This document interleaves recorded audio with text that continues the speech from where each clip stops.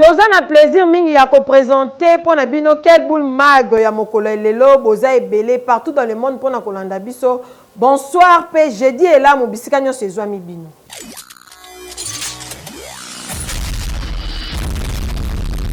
Tofongole biso mokolo lelo pour na ko informer bino que moi na mboka François Beyaye azabongo a quitté na haute cour militaire kasi tokozongela ngo avec force de détail na édition na biso mbala sima totikali kaka na dossier à justice pour na koyebisa bino que ancien président ya République démocratique du Congo Joseph Kabila Kabange procès ezo continuer kasi comme na phase finale bozo ba détail.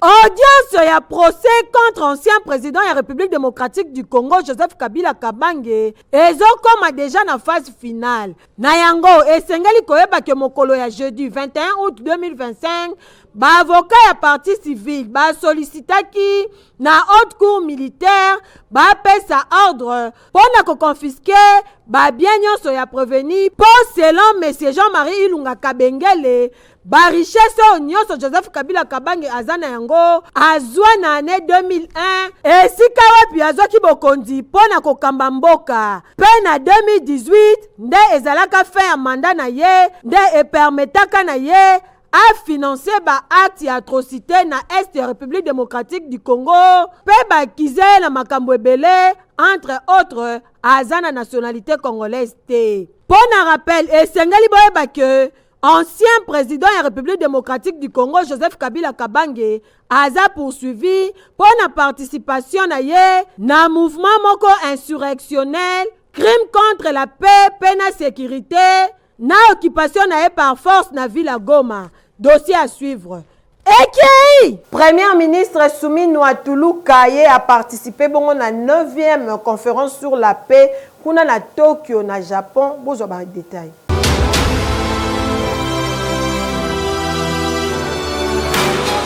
Chef ya gouvernement Madame Judith Soumino Tuluka a sengi Afrique ezala na kimia, stabilité, paix et développement partagé. République démocratique du Congo ezali parmi les pays oyo participaki na 9e conférence internationale ya Tokyo sur le développement de l'Afrique, TICAD 9 en sigle na Yokohama na Japon. Na kombo ya ba Congolais nyonso, chef ya gouvernement a intervenaki na plénière oyo ezalaki bongo consacré na kimia pe sécurité. Kasi na discours na ye, premier ministre a pesaki message d'espoir, pe a sali appel na responsabilité collective pour na kotonga avenir meilleur ya continent africain. J'ai eu l'honneur de rencontrer le président Lorenzo, président de l'Angola, mais aussi président en exercice de l'Union africaine. J'ai eu l'opportunité de lui faire part d'un message de son homologue et frère, le président Félix Antoine Tshisekedi, et nous avons évidemment passé en revue la situation sécuritaire du pays, le processus de paix qui sont en cours aujourd'hui, non seulement l'accord de Washington, mais le processus de paix à Doha. Et nous avons eu aussi à échanger sur différents partenariats, accords commerciaux que nous avons déjà ou que nous sommes en train de finaliser avec l'Angola, notamment pour les questions des hydrocarbures. Là, l'accord a été fait et nous sommes en discussion sur d'autres secteurs tels que la pêche ou autres. Na intervention, Madame Judith Soumino Tuluka a rappelé avec force que Kimi etikali conditions indispensables pour le développement, pour sans stabilité, prospérité, progrès social, topé intégration régionale et koki kosalemate. Yango à mettre en avant ba effort nyonso oyo République démocratique du Congo ezali kosala pour na koluka kimia na nzela ya ba accord conclu pour na cesser les feux na partie est ya mboka. Boyende Zalaka. Eki! Azon continue à travailler pour la vision ya mokonza mboka Félix Antoine Tshisekedi Tshilombo Fachi Beton yena ni ministre ya santé mwana mboka Roger Kamba esika puis amemi makambo ebele ya malamu kuna na secteur ya santé.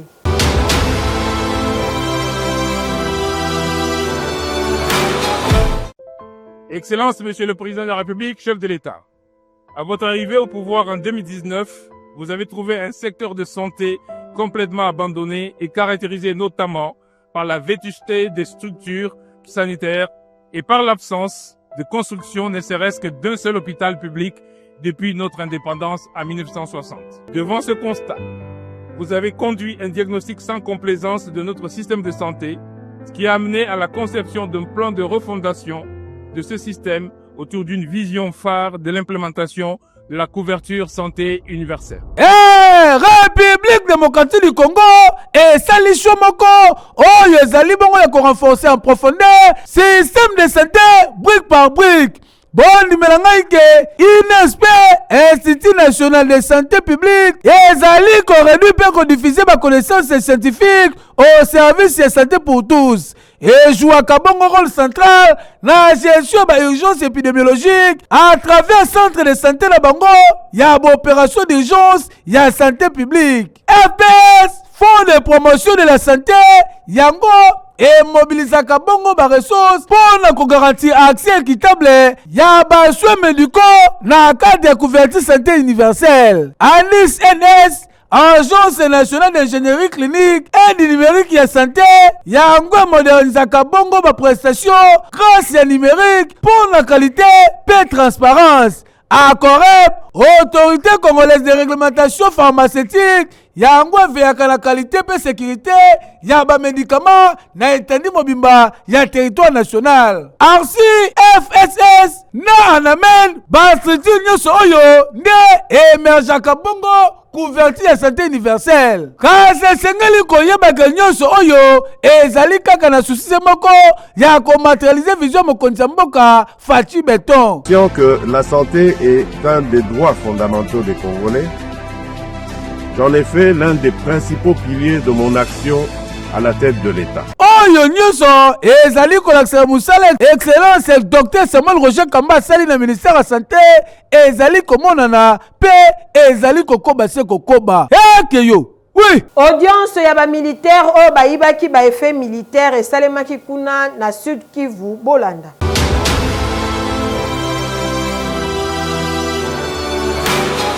Na cadre ya opération Sokola D, bomoni 12 prévenus oyo na tribunal militaire garnison ya Uvira awa tozali na province ya Sud Kivu, précisément na Uvira, mokolo ya mercredi oyo les 12 messieurs oyo bomoni awa bazali ba prévenus bayaki kosala comparution na bango awa na tribunal devant juge Mwanzaka Nimbo. Les 12 oyo bomoni awa boye bake parmi bango 9 militaires ya FRDC oyo 5 parmi bango bazali poursuivis na likambu ya viol ya ba effet militaire na base logistique ya 33e région militaire bazalaki entendu comme ba renseignant ya ba événement oyo utaki kokoma pe moko azalaki contre renseignant selon appréciation ya tribunal ndenge batalisi kasi ba prévenu moko na moko azalaki assisté awa na ba avocat na bango oyo pe bazalaki wana pona kosala musala na bango kaka ndenge zalaka ya ko défendre ba client na bango. Audience renvoyé le 26 août prochain pour la comparution ya batu mususu oyo tribunal azali ko estimer que eza nécessaire ba se manifester pe ba bimisa vérité na o etali makambo yo affaire awa etikali ya suivre. Keyo oui tokene na masina précisément na camp 15 en tout cas population bazana ba réalité belé ya mabe bazo vivre ba condition ya mabe maité courante basengi na bakonzi basunga bango.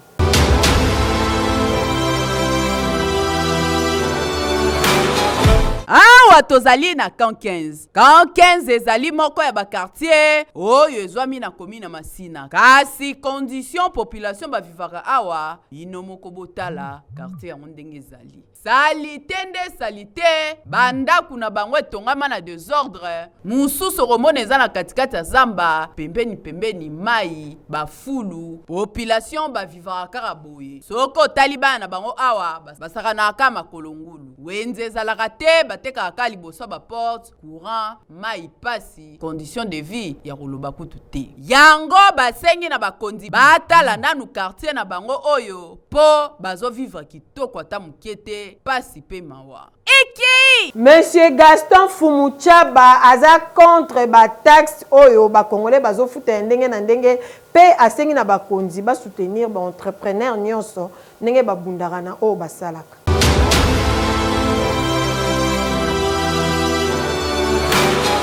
Ezalaki soki oko ya point de presse oyo asalaki awa na commune ya Ngaliema nde monsieur Gaston Fumuchamba alobelaki bongo nécessité pour le gouvernement RDC ya kozwa ba mesures urgentes pour na accompagner ba entrepreneurs locaux face ya ba défis majeurs oyo ezali ko caractériser gouvernance économique ya mboka na biso. Na lobby te ke basenga taxe te.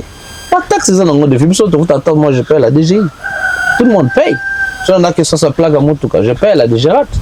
Vous payez, vous faites ça, on paye. Il y a ma taxe oyo ezana na sens te. Et je pense que la lettre, la FEC, vous sera peut-être communiquée. Vous pouvez aussi demander la FEC. En parlant avec moi, c'est mieux, mais je vous demanderai vraiment de demander aussi le ministre de l'économie. Est-ce que ce dossier est en ordre? Ils vont vous dire c'est totalement illégal. Et tout ça, c'est à cause de vos politiciens, parce qu'ils veulent, à cause de vos hauts fonctionnaires. Ils veulent que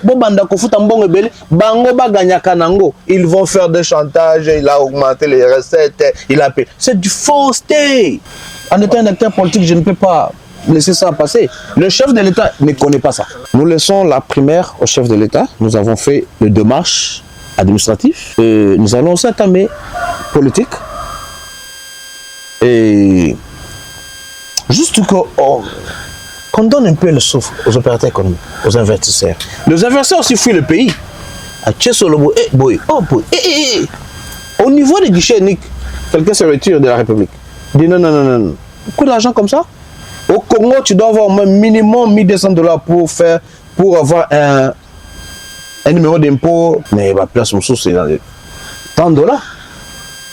$25, $30, $35, $50 minimum. Namboko. $1,200 pour que ça marche. Quand on a taxe, Tala Congo pe mokonzi ya mboka Faci Beto azali na posi ya batu ya boye pour na développement ya mboka na biso. Longonya na monsieur Gaston Fumuchamba po olakisi penza ke ozali elombe non seulement olingaka Congo mais aussi olingaka pe ba Congolais. Et normal. Hey yo. Oui. ONG Women Right to Roach bango ba révélé que 140 civils bazabongo massacré kuna na est pa ya ba rebelle bolanda révélation yango.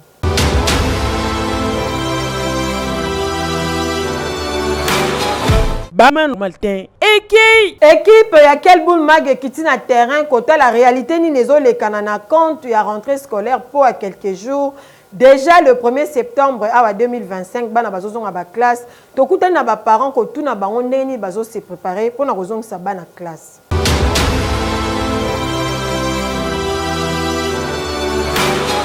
À quelques jours ya rentrée scolaire tisikoyo ba parents bazolela vi ba difficulté o bazokuta nango na ba paiement ba misusu nanu kutu babandi kosombela bana na bango ba uniforme te ba parents ba préférera kosala yango à la veille po bana misusu kutu babandaka rentrée scolaire na ba uniforme ya kala. Équipe ya Kelboul Mag ekiti na quelques familles pona koyeba ndenge nini ba parents bazali ko se préparer pona kozongisa bana classe yoka communication. Rentrée scolaire papa mikolo tozo kokate surtout ndé ba biso les premiers na ba fourniture ba segi bana donc mikolo tozo kokate ba kopezate ndé ba tchoko les premiers to yeba tende to robandela papa c'est ça des fils kata 2 semaines pour tozo kokate vraiment papa na ngai bana mi balé po bazonga classe mais ata eloko mona to sombi ya bana te donc mikolo pe la vie eza penda cher to kokate. Rentrée scolaire oyaka pasi papa biloko cher tapi non ba futite vraiment non ba futite vraiment to kokate okende kota ba saki ya bana moyen zate amboka ngo koma ba koma hôtel biloko na ba dollar o euro o dollar donc tozo koka vraiment te ba saki cher ba kaye koloba te otala ba ketch vraiment les ara passe. En tant que parent, rentrée scolaire, tu es obligé, tu es vraiment obligé, il y a pour affronter des défis en haut. Pour la mission, c'est vraiment tout un défi il y a pour relever, parce qu'en principe, on n'est pas vraiment préparé. On n'est pas préparé, suite à la difficulté, y a mbongo, ya finance. Et puis, selon l'entendement, la mission qui préparait, c'est pour les premiers. Mais l'État a décidé ainsi, choix exact.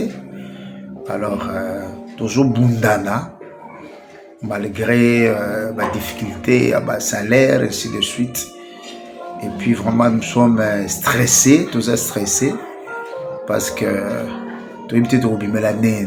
Kotala bajour ndenge ezokendele ezolakisa ke pasi eza na mboka ata pe bongo baparent basala kaka effort po bana na bango bazonga classe kasi ba réalité eza ebele bamisusu babanda deya kolongola mwa moko kasi majorité ya baparent tokutani na bango bazolela mpona bafourniture scolaire bacompte na baconfirmation rentrée scolaire le 1er septembre 2025 kasi ti sikoyo ata crayon to pe gomme ya mwana nanu basombi te ekei beta winner loto na 500 francs ya pamba tente chance na yo okoki pe koganye ba million.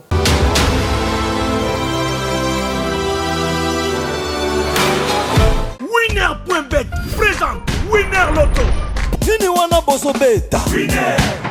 Bonsoir à tous. Changez réellement votre vie grâce à nos jackpots de ce jeudi 21 août 2025. Ils sont de 10 580 000 francs congolais pour le Win 4 et 21 815 000 francs congolais pour le Win 4 double. Pour le remporter, il fallait choisir 4 bons numéros sur vos tickets. Vous l'avez fait. Si oui, nous passons au tirage et bonne chance à tous. Ces tirages se déroulent sous le contrôle d'un huissier de justice, des officiels Winner Loto, mais aussi d'un public témoin. On accueille le premier numéro, c'est le 26. Quel sera le deuxième bon numéro de la soirée? Regardez. On accueille le 6. La troisième boule portera quel numéro ce soir? C'est le numéro 38. Et pour finir complètement ce tirage, accueillons les 4 et derniers bons numéros de la soirée, qui est donc le 45. Je récapitule, mesdames et messieurs, sur vos tickets, il fallait nécessairement trouver le 26, le 6, le 38 et le 45. Vous l'avez trouvé chez vous? Si oui, moi je vous dis félicitations, sinon prenez soin de vous. À très bientôt, au revoir. Bakangi Fofar dese na badara kuna na komina Nsele.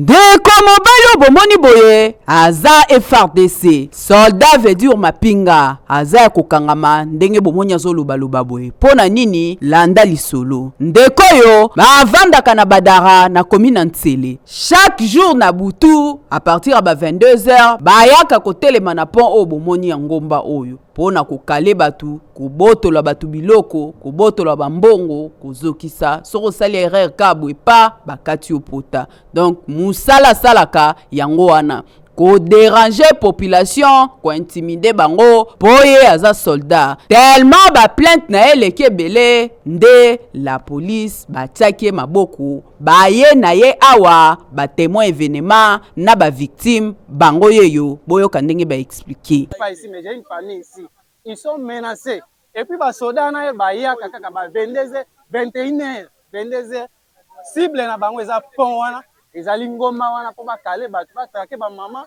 ba papa o bazoleka donc c'est un peu ça en bref l'état et ça la musala na ye ba rédiquer ba sali musala kitoko mais nous sommes menacés par la part DC otina ba ravitaillement pour que ba policier bazwa moyen ya kokanga ba part DC belé biso tozomona passe par la part DC awo mikolo nyonso bazokanga biso mikolo nyonso batrake biso marteau oyo tozwi yango epai ya tata oyo marteau oyo nazwi yango epai ya tata oyo awa na loketo à partir ya plaignant era ko se plaindre na ba 23h wana ke bazali na minduki te bazana ba moko atimili bende moko azana na marteau mutali bende nde akimaki mutu ya marteau yeyo nde nazwaki yeyo marteau yango oyo elamba ozomona oyo tala batashi ya makila ya mutu oyo bango babetaki marteau na butu bango baoperaka na bainstrument blanche bamachete na bamarteau omoni la police akangi en tout cas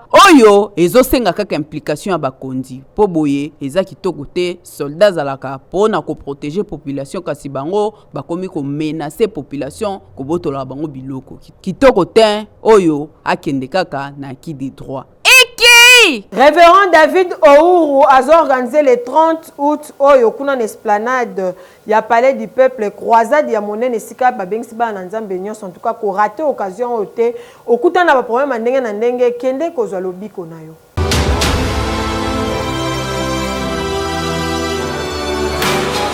Kinshasa tunanga nini ngonga ya délivrance na yo yango yekoki ndeko mwana na nzambe ezala osambelaka na eglise songolo to pakala ata kutu osambelaka te sika na yebisa yo likambongo yango yekoki po na délivrance na bomoi na yo église corps du Christ ebongisi bongo milulu po na délivrance pe bénédiction ya basali des âmes awa na République démocratique du Congo mokolo se moko samedi 30 août 2025 na esplanade ya palais du peuple à partir ya 12h. Papa mama ndeko mwana na nzambe ovandaka na district ya Changu Lukunga Moomba Funa tika na yebisa yo rendez-vous à ne pas manquer yaka ko expérimenter puissance ya croix de Jésus et longo na motei oyo auti bongo Kenya les révérends prophètes David Oor l'homme des miracles tikotak alobi bomema baveugle bakomona batu bayokaka te bakoyoka batu balobaka te bakoloba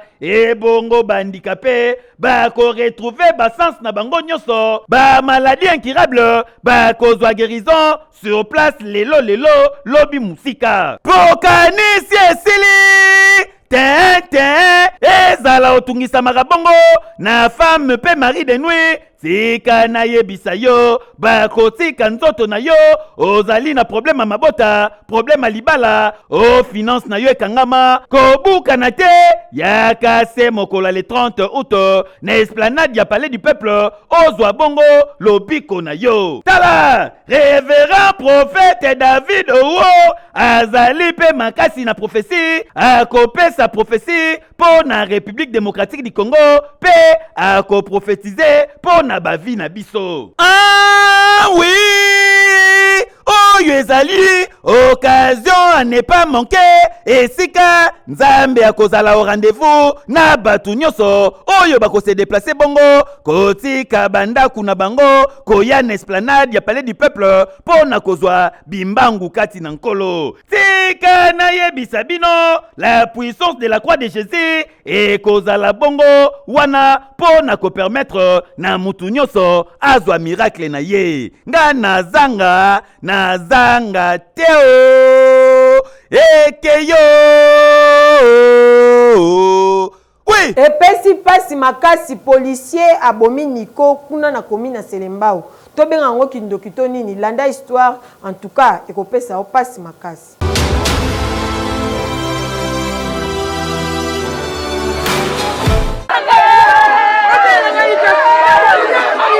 kolela oyo bomoni bandeko bazolela na pasi na motema boye ezali po mwana na bango ya 20 ans babeti ye masasi tozali na komine na Selembao na quartier Pululumbambu na tongo ya jeudi oyo balamukaki na bango bien Niko ayaki vacances pa ya koko na ye tongo tango etani alobi te nakende na koarose bilanga ya koko avant ye moko alamuka un temps bapolisier na patrouille na balabala lokola quartier eyebana deja kuluna erenyaka koto mingi bakonfondre Niko na kuluna babandaki koluka mbala moko telema wana Niko comprendre na sali nini le temps lukaki mambangu akota na kati ya ndako boye lisasi Niko akwei policier alandie abeti Niko deuxième lisasi na tolo sur place Niko akufi pasi pe mawa bana ya quartier balobi loko bomi Niko malamu bomaka biso nyoso quartier mobimba babimi balandi policier oyo abetaki Niko masasi policier koki pression te tout la mwisi ya zaza abwaki munduki population ba récupérer munduki na ye un temps sangwe komeli papa ya Niko ye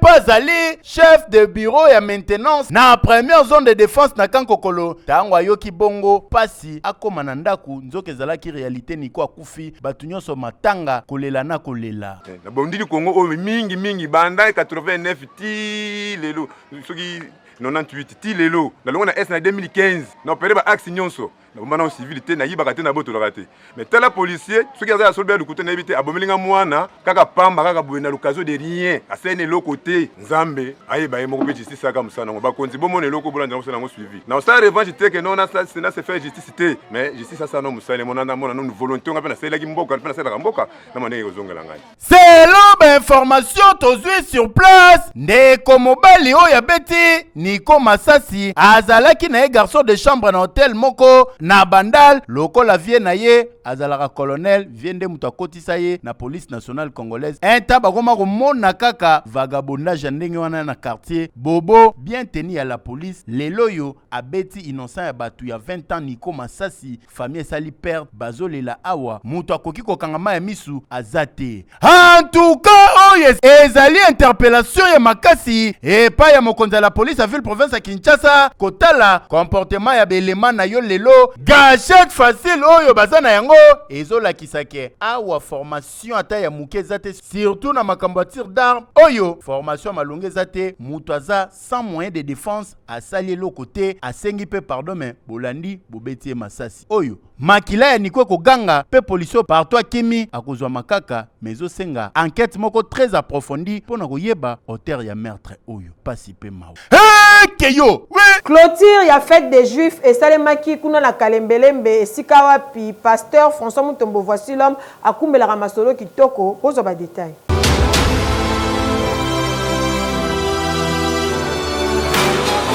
Grand temple et la communauté des assemblées chrétiennes, voici l'homme, c'est à CVH en sigle, et Zala qui est en ébullition, dimanche 17 août 2025, na occasion, il y a clôture, il y a grande fête des juifs, oyo, et sangi saki bongo, borater ya ndenge, ba utaki de partout, et bongo na clôture, bota la binomoko, ambiance nandenga defoite, kobina, kosepela, kosambela, ezalaki au rendez-vous. Orateur du jour, Yemoko, l'homme à la tunique de plusieurs couleurs, le pasteur François Mutombo, voici l'homme ayaki ko clôturer na mate ya kitoko oyo memaki bongo bana na nzambe na kati na prière po na kozwa bongo bénédiction na suka na nyoso ezalaki bongo remise ya ba brevet na ba orateur nyoso oyo bateyaki bongo na grande fête des juifs oyo en tout cas ezalaki bongo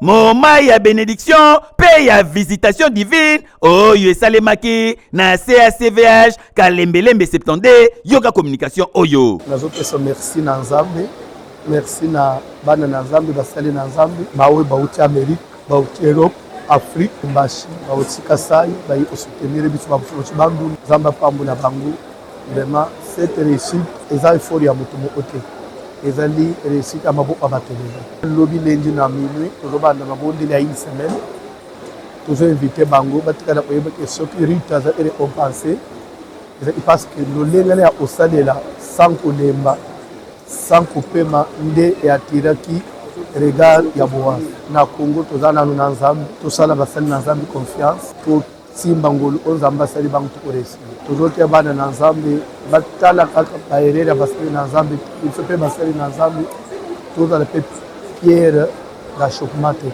kasi tika na yebisa bino fête des juifs et c'est clôturé kasi programme na CACVH ezali ko continuer pour na délivrance ya peuple de Dieu nyonso pasteur François Mutombo voici l'homme tika to yebisa yo ozali bénédiction pour na église corps du Christ ya République démocratique du Congo pour na nzela na yo batu bazali ko bénéficier bongo na bénédiction na nzela ya fête des juifs boyende ezalaka ekeyo oui ye babengaka ye Willy le jeune courageux asala cop ya konika pondu kuna na wenza selembao en tout cas ayebana ndenge mukete akopera kitoko na ba mama na cadre toujours akomilikela mabuka na dayaka ande balobara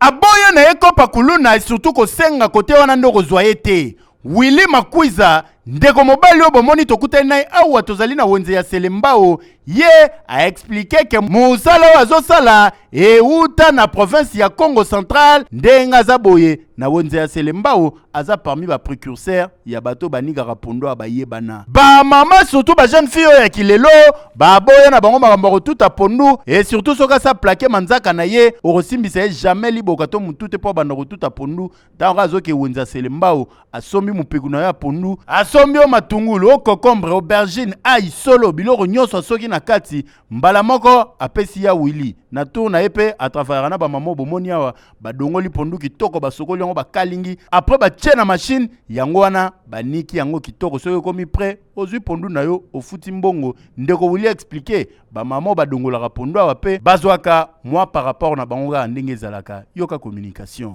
machine ya pondu to ba wango a passer ba Congo central de santu ba banzangu ba kazangu ende ba ni manje c'est la machine à pondu ende so biso ne mtoela ngo ba père na biso ne ba yaka ngo na ba idée wana ya onde se biso to sala ngo système ya liboka te efutanga tala Kinshasa ya lelo sokozo zela kaka o leta pesanga musala na commisé l'honneur bazo engagé ngate Willy yeyo a gagné temps ndenga za boye aza kuna tina teke o oncle na biso depuis kenda Londres depuis kenda Suisse ti lelo ki paranga tetin yekara tongo etani musala na ye awa prêtre na entreprise na ya machine à pondu vinyoso yango boye ndezalaka courage na yo papa keyo oui. Quelle boule mag ya mokolo lelo et comme na suka merci infiniment na patience peu fidélité bo continuer rozanango na magazine na mino bolela pe bo préféra édition et kumama ki kitoko et pas ya Jules Tumba tozala ki pe na le valable trésor tout sur motema ya maman paradis